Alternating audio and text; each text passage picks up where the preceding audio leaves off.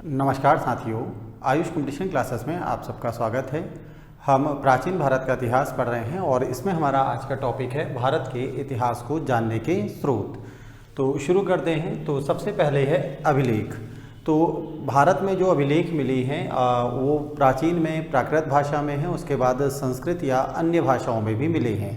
अगर हम अभिलेख की बात करें तो विश्व में जो सबसे प्राचीन अभिलेख है वो बोगजगोई अभिलेख है।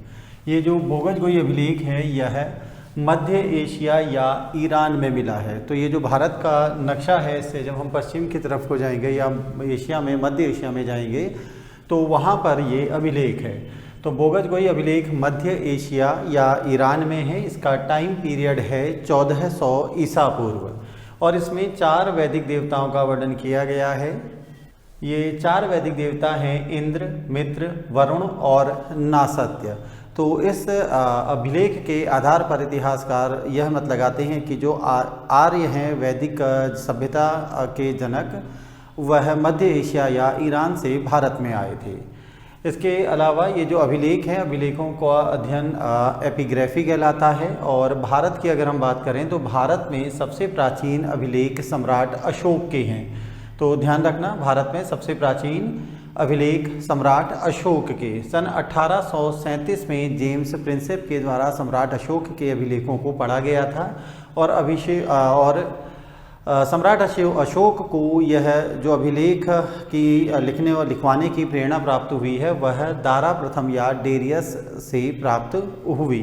तो ये महत्वपूर्ण है। यहाँ पर अशोक के अभिलेखों को विस्तार से हम मौर्य वंश में देखेंगे।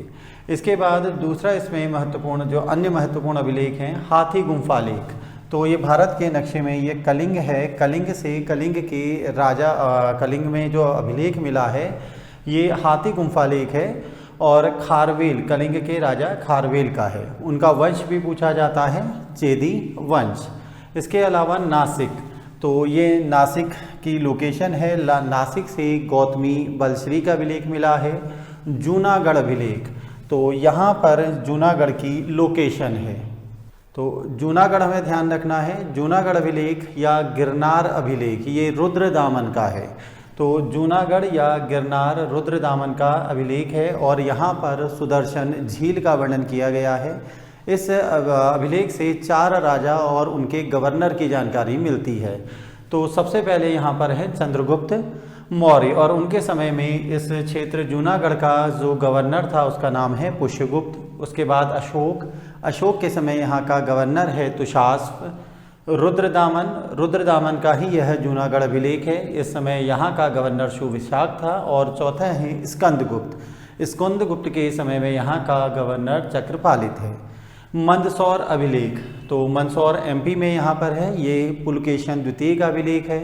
प्रयाग स्तंभ लेख, ये समुद्रगुप्त का है। प्रयाग प्रशस्ति, तो ये गंगा और यमुना के संगम पर प्रयाग इलाहाबाद के किले में है ये। इसके अलावा विदिशा लेख, तो विदिशा यहाँ पर भोपाल के पास मध्य प्रदेश में है और यह भी इम्पोर्टेंट अभिलेख है। विदिशा अभिलेख से हमें भागवत धर्म की जानकारी प्राप्त होती है। तो ये तक्षशिला का यवन दूत था हेलियोडोरस। तो तक्षशिला ये यहाँ पर अफगानिस्तान, ये क्या कहते हैं, पाकिस्तान में इस तरफ को आपको तक्षशिला मिलेगा। तो तक्षशिला का यवन दूत हेलियोडोरस वो इस अभिलेख में भारत में भागवत धर्म की जानकारी देता है। वह शुंग वंश के शासक भागभद्र के 14वें वर्ष में भारत में आया था और इस बेस नगर या विदिशा में उसने अपना गरुण स्तंभ लेख लिखवाया। ये जो हेलियोडोरस है इसका यह एंटीओलकिड्स का गवर्नर था। ये जो घटना है यहाँ पर ये 2री शताब्दी ईसा पूर्व का ये अभिलेख है। इसके बाद हम बात करते हैं सिक्कों की। तो प्राचीन समय में जो सिक्के चलते थे उनको आहत या पंचमार्क मुद्रा कहा जाता था और इनमें पेड़, मछली, सांड, हाथी या अर्ध चिन्ह जैसे चिन्ह बने हुए होते थे। सिक्कों के अध्ययन को मुद्रा शास्त्र कहा जाता है, या अगर ऑप्शन होगा इंग्लिश में लिखा होगा तो न्यूमिस्मेटिक्स। तो हमें ध्यान रखना है मुद्रा शास्त्र या न्यूमिस्मेटिक्स ऑप्शन लगाना है। इसके बाद मंदिर, कई सारे मंदिर मिले हैं, अभी हम आगे देखेंगे। तो मंदिरों की जो निर्माण शैली है वो है नागर, द्रविड़ और बेसर। तो उत्तर भारत में जो मंदिर प्राप्त हुए हैं वह नागर शैली के हैं। दक्षिण भारत के जो मंदिर हैं उन्हें द्रविड़ शैली कहा जाता है और दक्षिणापथ यहाँ पर उड़ीसा से ये जो बीच की बेल्ट है यहाँ के मंदिर बेसर शैली के कहलाते हैं। इसके बाद हम बात करते हैं वेदांग। तो वेदांग 6 हैं। वेदांग हमें ध्यान रखने हैं, वेदांग 6 हैं। ज्योतिष, शिक्षा, व्याकरण, निरुक्त, कल्प और छंद। तो ये एक मनुष्य के शरीर से इन 6 की तुलना की गई है, जैसे ज्योतिष से तुलना आँख की गई है। तो ज्योतिष से तुलना आँख की गई है। ज्योतिष के लेखक लगध। शिक्षा, शिक्षा मनुष्य की नाक से। व्याकरण मुख। तो व्याकरण की प्रसिद्ध किताब अष्टाध्यायी की है, ये पाणिनि के द्वारा लिखी गई है। निरुक्त यास्क का है और मनुष्य के गाल और कान से इसकी तुलना की गई है। कल्प हाथ। छंद, छंद के आचार्य पिंगल हैं और इसकी तुलना पैर से की गई है। तो प्रश्न यहाँ से एक बनता है, वेदांग कितने हैं और किस किस के द्वारा रचित है। इसके बाद दर्शन। हिंदू धर्म में 6 दर्शन हैं। पहला है चारवाक दर्शन, ये चारवाक दर्शन चारवाक के द्वारा दिया गया। दूसरा है योग दर्शन, योग दर्शन महर्षि पतंजलि का है। सांख्य दर्शन कपिल मुनि के द्वारा दिया गया है। न्याय गौतम के द्वारा है और मीमांसा जैमिनी के द्वारा है और वैशेषिक दर्शन कणाद के द्वारा है। तो एक प्रश्न ये भी बनता है कि सबसे पहले जो पदार्थ के मूलभूत कणों का सिद्धांत किसने दिया था, वो कणाद मुनि के द्वारा दिया गया है। इसके बाद हम बात करते हैं महापुराण। तो कुल महापुराण है इनकी संख्या 18 है और पुराणों के रचयिता लोमहर्ष और उनके पुत्र उग्रश्रवा माने जाते हैं। इनमें मत्स्य पुराण सबसे प्राचीन है जो कि शुंग वंश की जानकारी देता है। तो मौर्य वंश का जो पतन है वो शुंग वंश के द्वारा किया गया था। उसके बाद विष्णु पुराण ये आंध्र सातवाहन वंश की जानकारी देता है और वायु पुराण यह गुप्त वंश की जानकारी देता है। उपनिषद 108 हैं लेकिन प्रमाणिक इनमें से केवल 12 हैं। तो प्रमुख उपनिषद अभी हम वेदों के साथ देखेंगे। इसके बाद आते हैं महाकाव्य।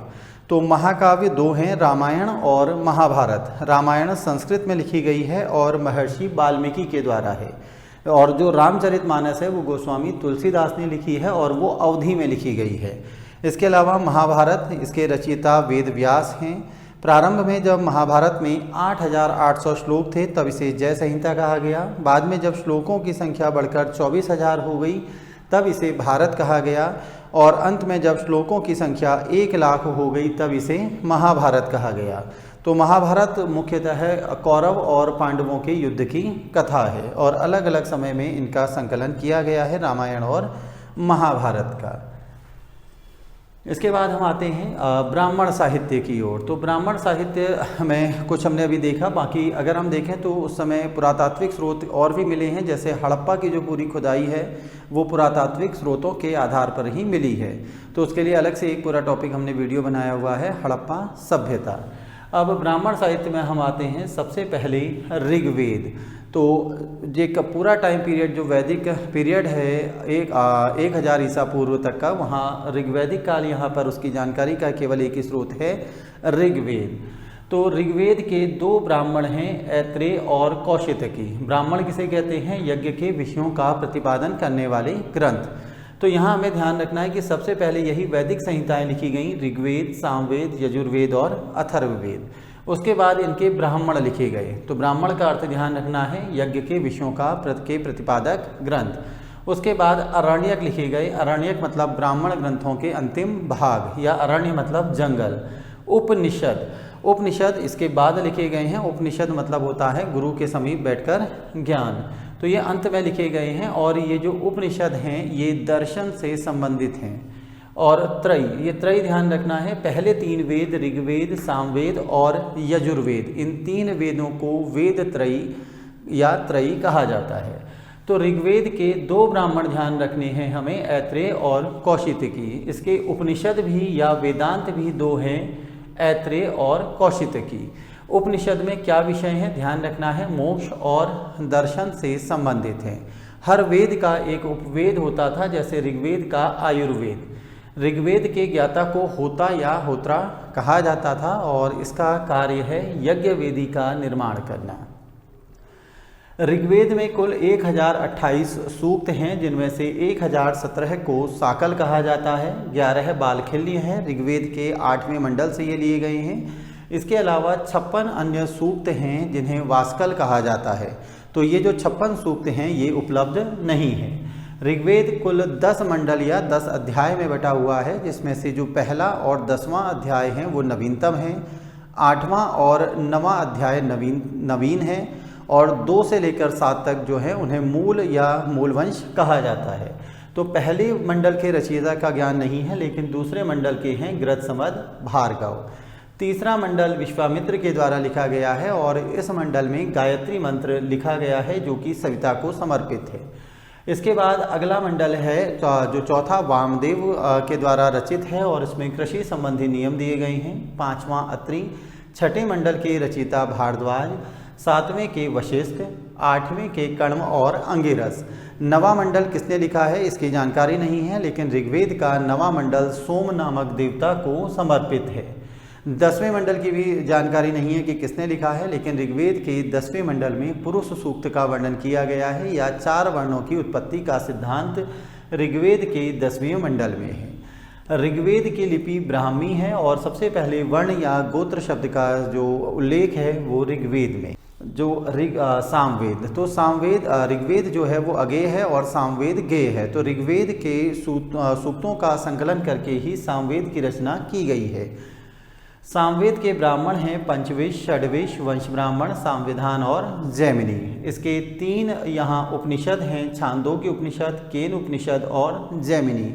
तो सत्यकाम जाबाल की कथा है, एक अनब्याही माँ की कथा, वो छंदोग्य उपनिषद में दी गई है और छंदोग्य उपनिषद में ही सर्वप्रथम देवकी पुत्र कृष्ण या घोर अंगिरस के शिष्य के रूप में भगवान कृष्ण का वर्णन किया गया है। इसके अलावा हिंदू धर्म में 3 आश्रम हैं, तो ये 4 आश्रम हैं, तो उनमें से पहले 3 आश्रम जो कि ब्रह्मचर्य, उसके बाद गृहस्थ, वानप्रस्थ, तो ये 3 आश्रमों का उल्लेख भी यहाँ पर सामवेद छांदोग्य उपनिषद में किया गया है। इसका उपवेद पूछा जाएगा तो वो गंधर्व वेद है। सामवेद का उद्गाता जो विशेषज्ञ है उसको उद्गाता कहा जाता था। इसका कार्य होता था प्रशंसा के गीत गाना। इसके बाद ये भारतीय संगीत का मूल, या अगर पूछा जाएगा कि भारतीय संगीत की पहली किताब कौन सी है तो सामवेद। सामवेद में कुल 1810 सूक्त हैं और ये सूक्त भगवान सूर्य की स्तुति से संबंधित हैं। अगला महत्वपूर्ण इसमें ग्रंथ है यजुर्वेद। तो यजुर्वेद में वैदिक कर्मकांड या यज्ञ के नियम दिए गए हैं। इसके 2 भाग हैं, कृष्ण और शुक्ल। कृष्ण का जो ब्राह्मण है वो तैत्रीय है और शुक्ल का शतपथ ब्राह्मण। तो शतपथ ब्राह्मण इम्पोर्टेंट है, इसमें पुरुष मेघ वर्ण का वर्णन किया गया है। साथ ही इसमें गौतम राहुगण और विदेह माधव की कथा का वर्णन है और अश्वनी कुमार के द्वारा च्यवन ऋषि को यौवन दिए जाने का उल्लेख शतपथ ब्राह्मण में किया गया है। शुक्ल पक्ष को वाजस्नेही संहिता भी कहा जाता है। इसके बाद इनके उपनिषद अगर हम कहें तो वो हैं बृहदारण्य और ईश। तो बृहदारण्य उपनिषद में ही श्लोक दिया गया है तमसो माँ ज्योतिर्गमय। यहाँ पर इसके बाद हम बात करते हैं कृष्ण। तो कृष्ण के 3 उपनिषद हैं, कठ, श्वेताश्वर और मैत्रायणी। तो कठ उपनिषद में ही यम और नचिकेता जो एक बालक है और यमराज दोनों के मध्य का संवाद दिया गया है। श्वेताश्वर का अर्थ है सफ़ेद घोड़ा और मैत्रायणी तीसरा इसका उपनिषद। यजुर्वेद के उपवेद को धनुर्वेद कहा जाता था। यजुर्वेद का विशेषज्ञ अध्वर्य कहा जाता था। इसके अलावा अगर प्रश्न पूछा जाएगा कि कौन सा वेद गद्य और पद्य दोनों में लिखा गया है, इसका उत्तर होगा यजुर्वेद। यजुर्वेद की रचना गद्य और पद्य दोनों में की गई है। इसके बाद हम बात करते हैं अथर्ववेद की। अथर्ववेद को ब्रह्मवेद भी कहा जाता है और इसके ज्ञाता को ब्रह्म कहा जाता था। और ये जो ब्रह्म है ये 4 वेदों का ज्ञाता भी होता था, ऋग्वेद, सामवेद, यजुर्वेद और अथर्ववेद का। अथर्ववेद के अगर हम ब्राह्मण की बात करें तो इसका ब्राह्मण है गोपथ ब्राह्मण। इसके 3 उपनिषद हैं, मुंडक, मांडुक्य और प्रश्नोपनिषद। तो अभी हमने यहाँ पढ़ा कि उपनिषदों की कुल संख्या 108 है, लेकिन प्रामाणिक उनमें से 12 हैं। तो महत्वपूर्ण उपनिषद हमने सभी वेदों के लिखे हैं और पूछा जाता है कि कौन सा उपनिषद कौन से वेद का है। तो मुंडक, मांडुक्य और प्रश्नोपनिषद ये 3 उपनिषद अथर्ववेद से संबंधित हैं और हमारे देश का आदर्श वाक्य सत्यमेव जयते यह मुंडक उपनिषद से ही लिया गया है। या मुंडक उपनिषद में ही सर्वप्रथम कहा गया है कि यज्ञ एक डूबती हुई नौका है। इसके अलावा अयोध्या, तो अयोध्या का सबसे पहला वर्णन कहाँ किया गया है, ये प्रश्न पूछा गया था। तो ध्यान रखना है, अयोध्या का सबसे पहला उल्लेख अथर्ववेद में है। वैदिक काल में दो संस्थाएं थीं, सभा और समिति। तो अथर्ववेद में सभा और समिति को प्रजापति की दो पुत्रियां कहा गया है। अगर अथर्ववेद का उपवेद पूछा जाएगा तो इसका आंसर होगा शिल्पवेद।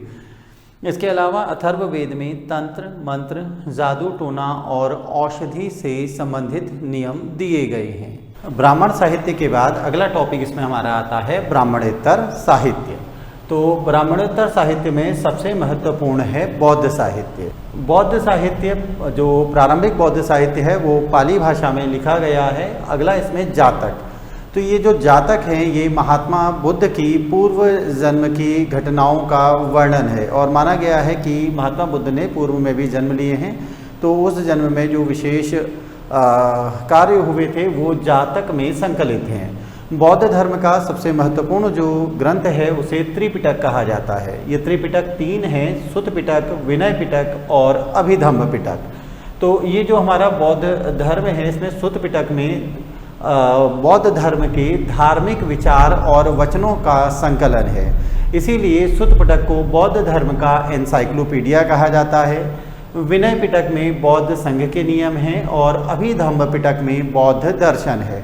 तो महात्मा बुद्ध के निधन के बाद 4 बौद्ध संगति हुई थी, जिसमें पहली बौद्ध संगति में सुत्त पिटक और विनय पिटक का संकलन किया गया और तीसरी बौद्ध संगति जो कि अशोक के समय में हुई थी उसमें अभिधम्म पिटक का संकलन किया गया था।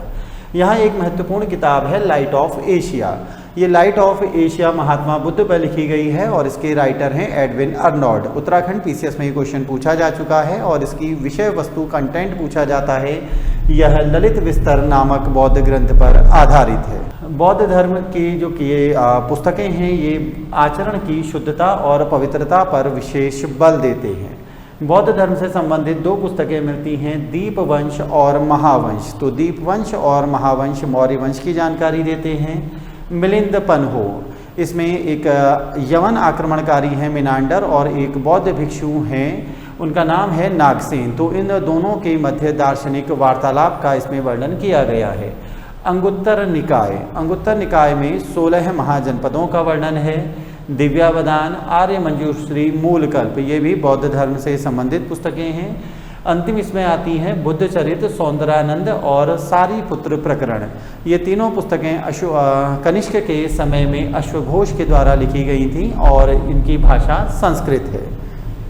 जैन साहित्यों को आगम कहा जाता है और इसकी भाषा है प्राकृत। इसके अलावा जैन में परिशिष्ट पर्वन जो कि हेमचंद्र के द्वारा लिखा गया है, यह भी भारतीय इतिहास की जानकारी देता है।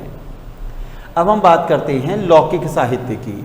लौकिक साहित्य में सबसे महत्वपूर्ण है अर्थशास्त्र। ये अर्थशास्त्र कौटिल्य या चाणक्य या विष्णुगुप्त के द्वारा लिखी गई है। 3 नाम उनके मिलते हैं, चाणक्य, विष्णुगुप्त या कौटिल्य। तो अर्थशास्त्र जो ये किताब है ये राजनीति विज्ञान की किताब है और ये मौर्यों की समय जो अर्थव्यवस्था वगैरह है उसकी जानकारी देती है। इसके अलावा मुद्रा राक्षस, ये भी विशाखदत्त के द्वारा लिखी गई है, मौर्य वंश की जानकारी देती है। कथा सरित सागर सोमदेव के द्वारा रचित है। वृहत कथा मंजरी क्षेमेंद्र ने लिखी है। पतंजलि के द्वारा महाभाष्य लिखा गया है। मालविका अग्निमित्रम कालिदास की प्रमुख कृति है। मृच्छकटिकम शूद्रक के द्वारा है। राजतरंगिणी, ये राजतरंगिणी कश्मीर का इतिहास बताती है और ये कल्हण के द्वारा रचित है। इसके अलावा प्रबंध चिंतामणि मेरुतुंग के द्वारा लिखी है। हर्षचरित वाणभट्ट के द्वारा लिखी गई किताब है। पृथ्वीराज विजय, तो यहाँ पर 2 किताबें हैं, एक पृथ्वीराज रासो और एक पृथ्वीराज विजय। तो पृथ्वीराज रासो चंद्र बरदाई ने लिखी है और पृथ्वीराज विजय जैनक के द्वारा लिखी गई है। तो ये क्वेश्चन भी एग्जाम में आया हुआ है और बच्चे जल्दी में पृथ्वीराज रासो दिमाग में रहता है तो उसका आंसर चंद्र बरदाई लगा देते हैं, लेकिन ध्यान रखना है किताब है पृथ्वीराज विजय। इसमें अंतिम जो यहाँ पर किताब है ये है चचनामा। तो ये चचनामा जो है ये सिंध का इतिहास बताती है, ये है सिंध। तो अरब लोगों ने यहाँ से भारत के पश्चिम से जो आक्रमण किए थे सिंध क्षेत्र में, वो चचनामा में दिए गए हैं। तो चचनामा सिंध क्षेत्र का इतिहास बताती है। राइटर का नाम नहीं मिलता है, लेकिन ये अरब आक्रमण जो भारत पर हुए थे उसकी जानकारी दे रही है। इसमें इसके अलावा जो महत्वपूर्ण 3 नाटक हैं ये हैं नागानंद, रत्नावली और प्रियदर्शिका। ये तीनों नाटक हर्षवर्धन के द्वारा लिखे गए हैं। आगे देखते हैं विदेशी यात्रियों के विवरण। विदेशी यात्रियों के विवरण में सबसे महत्वपूर्ण पुस्तक का नाम है इंडिका। इंडिका के रचनाकार मेगास्थनीज हैं, जो कि चंद्रगुप्त मौर्य के समय में मौर्य काल में भारत आए थे। दूसरी महत्वपूर्ण पुस्तक है इसमें ज्योग्राफी, जो कि टॉलमी के द्वारा लिखी गई है। नेचुरल हिस्टोरिका, जो कि प्लिनी के द्वारा लिखी गई है। एक अन्य महत्वपूर्ण किताब है पेरिप्लस ऑफ इरेथ्रियन सी। ये इसके रचयिता का पता नहीं है, लेकिन ये महत्वपूर्ण जानकारी देती है भारत के इतिहास के विषय में। कायोफू, ये फाहियान के द्वारा लिखी गई पुस्तक का नाम है, जो कि चंद्रगुप्त विक्रमादित्य के समय में भारत आया था, लेकिन अपनी यात्रा वृत्तांत में इसने कहीं भी चंद्रगुप्त विक्रमादित्य का वर्णन नहीं किया है। अगले महत्वपूर्ण है किताब का नाम है सीयू की। ये पुस्तक ह्वेनसांग या युआंगचांग के द्वारा लिखी गई है। ह्वेनसांग को यात्रियों का राजकुमार कहा जाता है। इनके द्वारा नालंदा विश्वविद्यालय में अध्ययन किया गया था और इनकी जो यात्रा हुई है ये यात्रा हर्षवर्धन के समय में हुई। तो उत्तराखंड के इतिहास में भी हमें सीयू की या अन्य पुस्तकों के विषय में पढ़ना है। इसके अलावा कुछ 2 महत्वपूर्ण किताबें हैं। शाहनामा, शाहनामा के रचनाकार फिरदौसी हैं, और तहकीक ए हिंद या किताबुल हिंद, इसके रचनाकार हैं अलबरूनी। तो ये विदेशी यात्रियों के यात्रा वृत्तांत में या पुस्तकों में हमें ये महत्वपूर्ण किताबों को याद रखना है। इसके बाद बात करते हैं हम संगम साहित्य की। तो ये दक्षिण में जो चोल, चेर और पांड्य राज्य थे, इसके साहित्य को संगम साहित्य कहा जाता है, और इसमें सबसे महत्वपूर्ण है तोलकापियम। तो प्रश्न पूछा जाएगा ये तोलकापियम कैसी पुस्तक है? ये तमिल व्याकरण या अलंकार शास्त्र की पुस्तक है। यहाँ की सबसे जो फेमस पुस्तक है वो है शिल्पाधिकारम। शिल्पाधिकारम के जो रचयिता हैं वो एक राजकुमार हैं जिनका नाम है इलंगो आदिगल। ये शिल्पाधिकारम एक प्रेम कथा है और इसके नायक और नायिका का नाम है कोवलन और कणगी। इसके अलावा दूसरी महत्वपूर्ण है मणिमेखले, जिसके जो राइटर हैं, रचनाकार हैं, शीतले सतनार हैं, और इसका कंटेंट है वणिक कथा। अन्य पुस्तकों की बात करें तो जीवक चिंतामणि तिरुतक्कदेवर के द्वारा लिखी गई है, और कुरुल लिखी गई है तिरुवल्लुवर के द्वारा। अंतिम इसमें है तमिल रामायण या रामावतारम। ये जो पुस्तक है इसके रचयिता हैं कंबन। तो आज इस वीडियो के माध्यम से हमने प्राचीन भारत के इतिहास को जानने के स्रोत और उसमें जो महत्वपूर्ण फैक्ट थे उनको एक छोटे से वीडियो के माध्यम से रिवाइज करने का प्रयास किया है। इसी के साथ हमारा आज का ये टॉपिक समाप्त होता है। धन्यवाद।